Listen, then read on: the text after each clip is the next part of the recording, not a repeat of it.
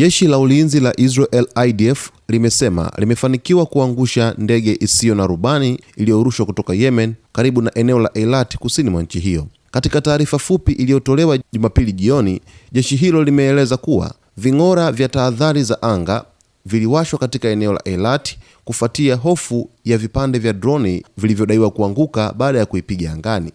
Kwa mujibu wa shirika la habari la Al Jazeera, IDF ilisema kuwa droni hiyo ilirushwa na wahasi wa Houthi wa Yemen ambao katika miezi ya hivi karibuni wamekuwa wakilenga maeneo ya Israel, hasa katika mji wa Eilat, wakidai kuwa ni sehemu ya kampeni yao ya kuiadhibu Israel kwa vita vyake dhidi ya Gaza.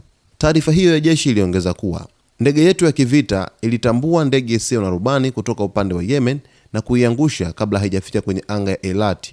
Hakukuwa na majeruhi wala uharibifu ulioripotiwa. Hii ni mara ya pili katika kipindi cha wiki chache Israel kuripoti kuangusha kombora au droni kutoka nchini Yemen. Mapema mwezi uliopita, droni nyingine ilirushwa na Wahouthi na kuanguka katika jiji la Eilat ikijeruhi watu zaidi ya 20. Wahouthi wanaungwa mkono na Iran. Kundi hili limekuwa likidai mashambulizi haya kama ishara ya kuunga mkono Palestina na kulaani mashambulizi ya Israel dhidi ya Gaza.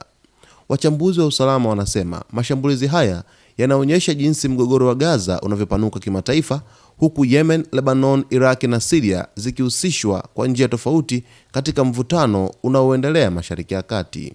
Wahouthi nchini Yemen wanazidi kuweza kurusha makombora mengi kuelekea nchini Israel, ikiwa ni lengo la kuweza kujibu uchokozi wa taifa la Israel dhidi ya Gaza, lakini vile vile dhidi ya Yemen moja kwa moja.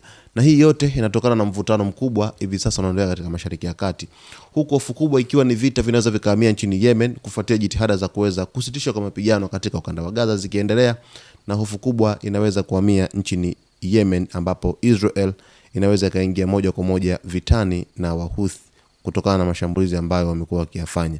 Mtazamaji wetu, usisahau kusubscribe channel yetu, kulike video zetu, kucomment pamoja na kushare.